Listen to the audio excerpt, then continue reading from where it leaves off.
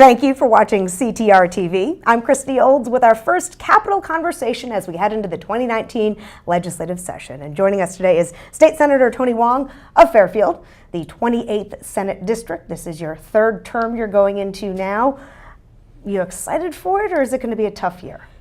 It'll always be exciting for me because the incredible opportunity and privilege to serve and represent our communities is a great honor.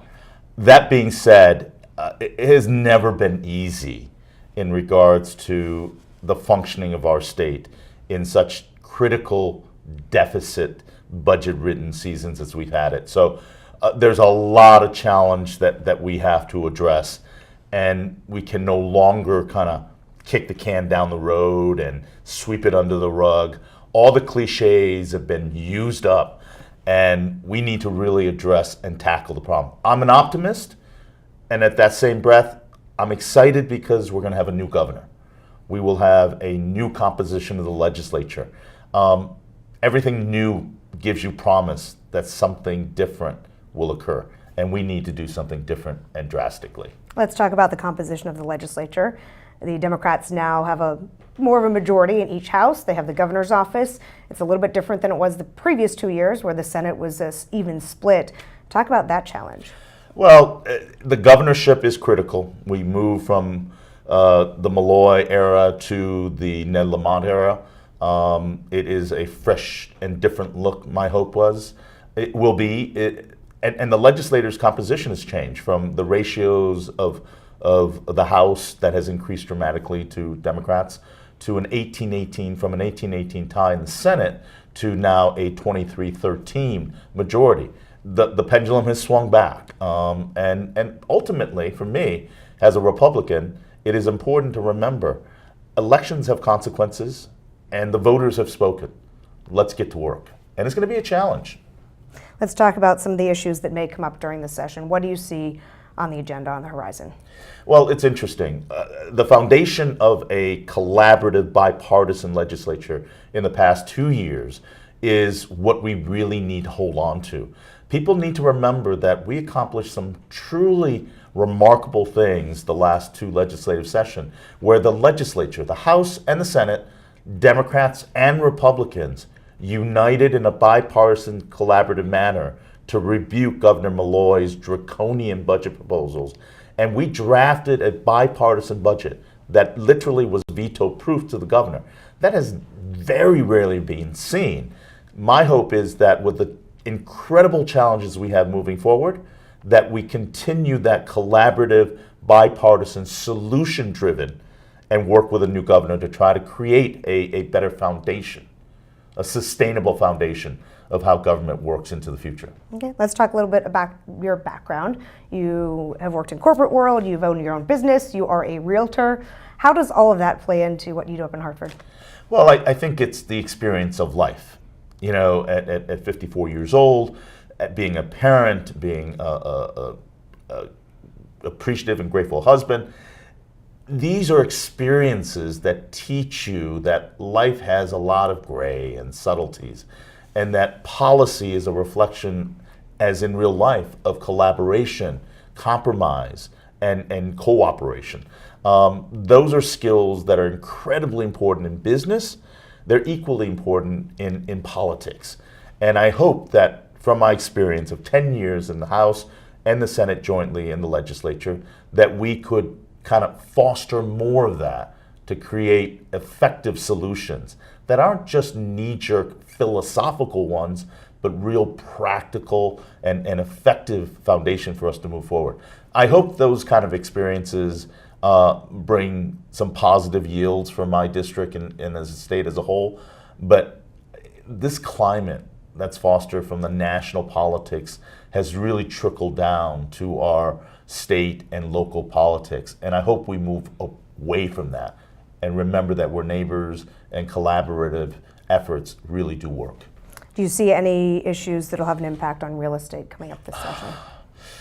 As a realtor, I'm very grateful and I'm very proud of the independent businesses that each realtor manage.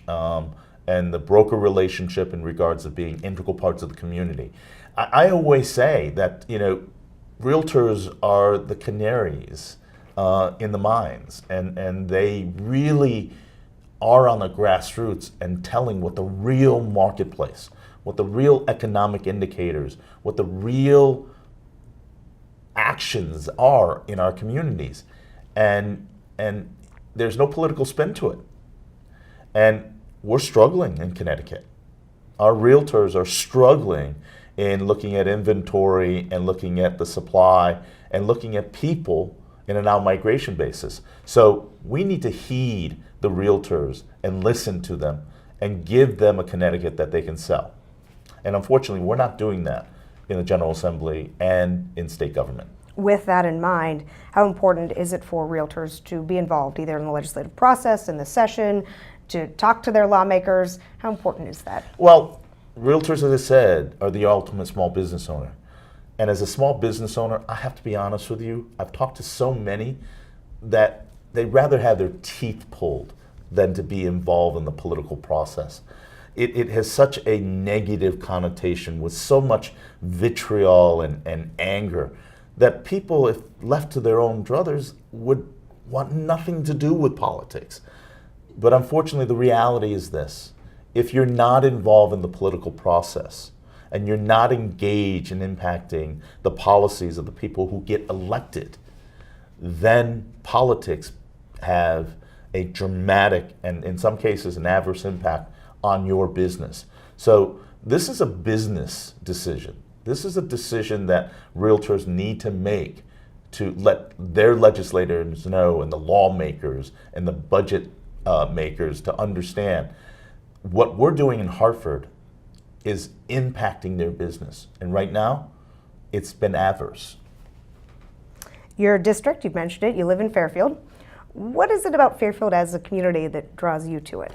Well, it's not only Fairfield. Fairfield is my hometown, but I also have the incredible privilege of representing Westport, Weston, Easton, and Newtown Sandy Hook. It is a district that is unique in the sense that you have a beachfront and cosmopolitan feel to the open spaces and the horse country of Newtown, and then you have the beautiful town of Easton where commercial property is non-existent. It's remarkable diversity, and we get to represent each of the districts. So it's always a change. It's always changing. It's a privilege to represent it. And they're beautiful country. Beautiful country. Great schools. It is something that, as realtors, they've been able to sell. But without economic sustainability, without a predictable ability to how state is going to be run, the fact is, it's still not as appealing as it was before. You mentioned the large land area that you cover. It is very diverse. It is very different. They have different desires, different needs. That has to make your job a little more difficult. Oh, there's a lot of mileage in the car. But you know what? It's a great joy to serve. It's a great joy to be able to represent, as I said earlier. There's such great contrast in each of the communities and in each of the neighborhoods. It's very fulfilling for me. That said, we need to also address that there are economic as well as harsh realities that we need to make hard decisions.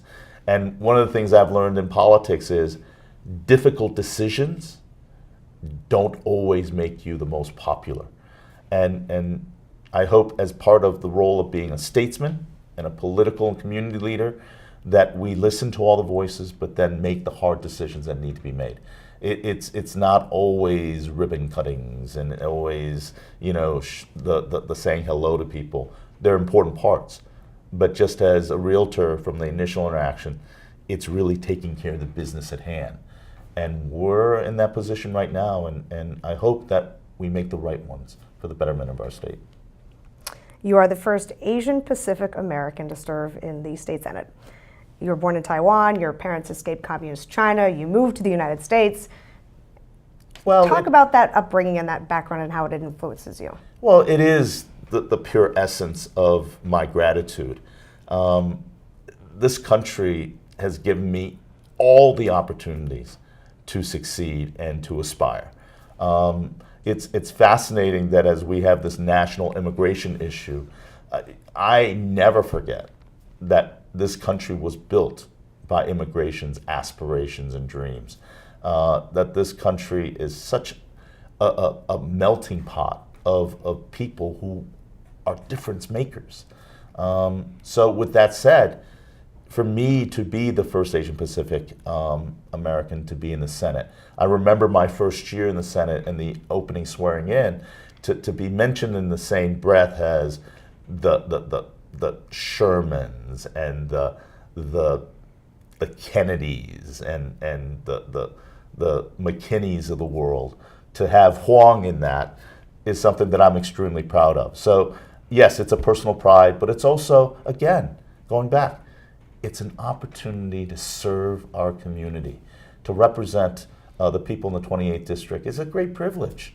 And I take that responsibility very seriously.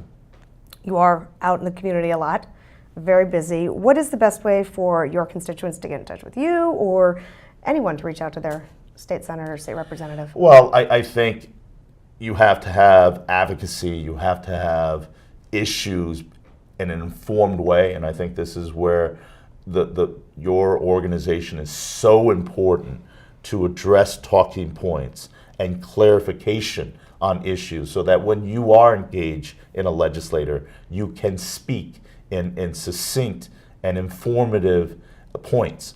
It is impressive when any individual I meet at a coffee shop clearly delineates issues that are critical to them. It makes an impression. It educates and informs us. So using organizations and participating in your advocacy organizations is important. But ultimately, you know, when legislative leaders are in their role, they represent you. They need to listen to you. And if they don't, make note come election time. It's as simple as that. I think we have one of the greatest democracies in the world, but it's only effective when people are informed, engaged, and actively participate. Do you enjoy what you do? I love what I do. I love what I do. I'm able to do it with the support of my family, of my community, and of the voters of the 28th district. But it is ultimately a joy to be able to represent our community, to be able to implement policies that make a positive difference, and also to serve as aspirations for younger people to be involved in politics. To be involved in politics is a noble, noble effort. It is not a divisive cats and dogs fight that it's been so heavily prominent in our current environment. I remember growing up, the politicians in our community were the doers and the people that you go to find solutions. I think we should restore that value point. We should remind people that as their representative, we're their voice. Is there anything else you would like to add?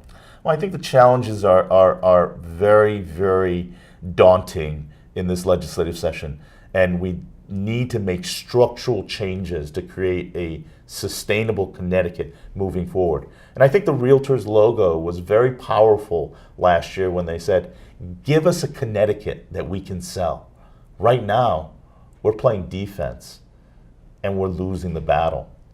We need to be on the offense and we need to create a Connecticut that people can sell. And that's a duty that I have, and I'm looking forward to being a big part of that.